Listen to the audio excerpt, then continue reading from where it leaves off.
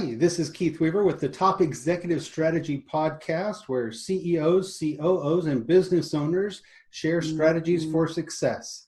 This is 6 questions in 9 minutes because the best strategies are concise business advice. And so we're going to jump right in ourselves with question number 1. In a few sentences, tell us who you are and what you do. So my name is Dr. Christy Kane, and my corporation works on mental health empowerment and stabilization across the board in various industries. That's awesome. Very important topic and one that's well needed some emphasis on. So that's great. So Question number 2, what's the best thing about being a business leader? I think when we can address critical issues to make life better for everybody. And so that's one thing I love about at least my business is we're trying to address an issue that everybody faces. We all at some point in our life will have a mental health crisis. Very true. You always think it's someone else, but you never think about it being yourself. So that's a critical thing though. All right. Question number 3. I hear from other leaders that their people strategy can often be more difficult than their business strategy in their business. What are your thoughts on this? Foundationally, we can't run a single business unless we have a very good process of working with individuals. And so I agree with that. You can have the greatest idea, but if the individuals who are supposed to launch that don't buy in, don't understand, and don't want to lead, that product will fail.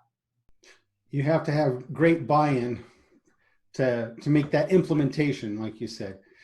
And I think mental health really becomes a big part of that too. Yes, and if you look at all of the research on effective businesses and effective business leadership, it's all people-oriented. It goes back to the old statement, people don't care how much you know until they know how much you care. And foundationally, we will never get away from that because human beings want to know that they're valued and they're connected. And so if business leaders don't put that first above a product or a concept, they might run for a little bit, but they're going to find a lot of major roadblocks, especially internally, and have a lot of turnover. So people really need to feel valued first above even financial compensation, the research indicates. And like you said, it's a very short vision, if you will, of the business if they don't address those things. So, yes. Great. Question number 4. What strategy would you like to share with other business leaders? We're working to try to change how we view mental health across the board in our world today. The number one crisis, according to the World Health Organization, the CDC, is the mental health, all the way from day 0 to day 1, age 100. It's ahead of cardiovascular oncology. And so what we want business leaders to do is stop looking at mental health as a negative, because when we think mental health, we think depression, anxiety, bipolar. In reality, mental health is who we are. And we have to start looking at it from a positive and then daily guide our employees into realms in which they are maintaining a positive mental health. So we want to shift the negative of mental health and make it a positive, and then bring business leaders to the table. It's a conversation. What are you doing to empower the mental health of your employees? Very good. And I agree with you. When you have a shame factor in it, you shut down the conversation altogether. And when there's no conversation, there can't be a change of mindset, there can't be improvement, there can't be any of that when you shut that conversation down.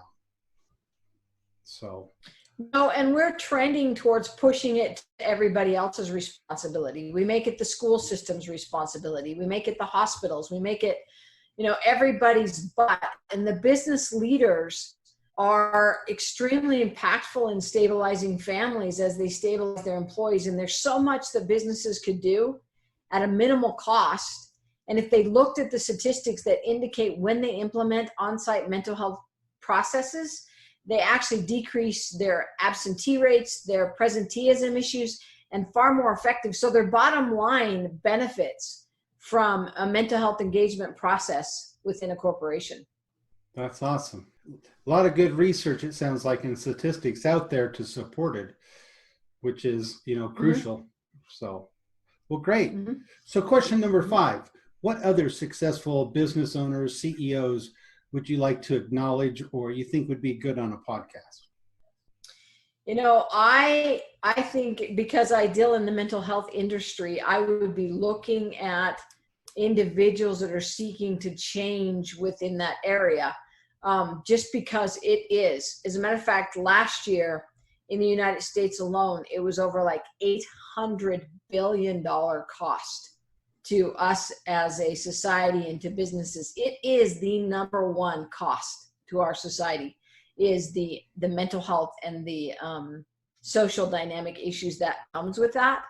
And so I would look at leaders that are starting to be innovative in that, because that's going to be the place that we have to cut costs to stabilize not only families and society and businesses, but our whole country. The largest expense in any community is the socioeconomics of social programs, which all have an underlying mental health play. That's true. It's a big part of the budget. Very true. Mm-hmm. Okay. So Yep. the 6th kind of final fun question. Tell me about your favorite past boss.